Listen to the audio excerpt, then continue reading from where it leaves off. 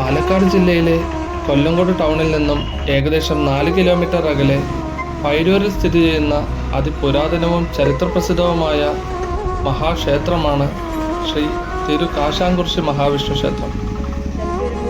തമിഴ്നാട്ടിലെ പ്രശസ്തമായ ശ്രീരംഗ ക്ഷേത്രത്തിന് തുല്യമായാണ് ഈ പുണ്യഭൂമി കണക്കാക്കപ്പെടുന്നത്. ചതുർബാഹുവായ മഹാവിഷ്ണുവാണ് ഇവിടുത്തെ പ്രധാന പ്രതിഷ്ഠ.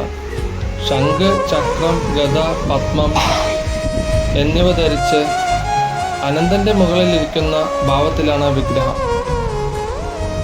പട്ടാഭിഷേക സമയത്തെ ശ്രീരാമസ്വാമിയുടെ ചക്രവർത്തി ഭാവത്തോട് സാമ്യമുള്ളതിനാലാണ് ഇവിടുത്തെ ദേവൻ കാശാങ്കുറിശി പെരുമാൾ എന്നറിയപ്പെടുന്നത്.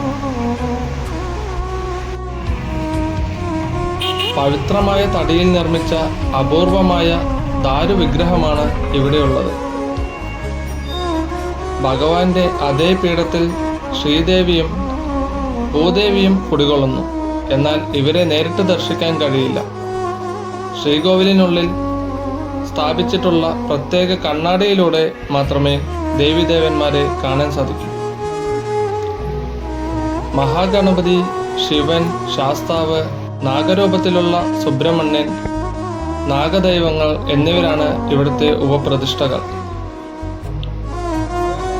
പുരാതന കാലത്ത് കാശ്യപ മഹർഷി ഗോവിന്ദമല കുന്നുകളിൽ കഠിന തപസ് ചെയ്യുകയും ഭഗവാൻ പ്രത്യക്ഷപ്പെട്ടപ്പോൾ തനിക്കൊപ്പം ഇവിടെ നിലകൊള്ളണമെന്ന് ആവശ്യപ്പെടുകയും ചെയ്തു.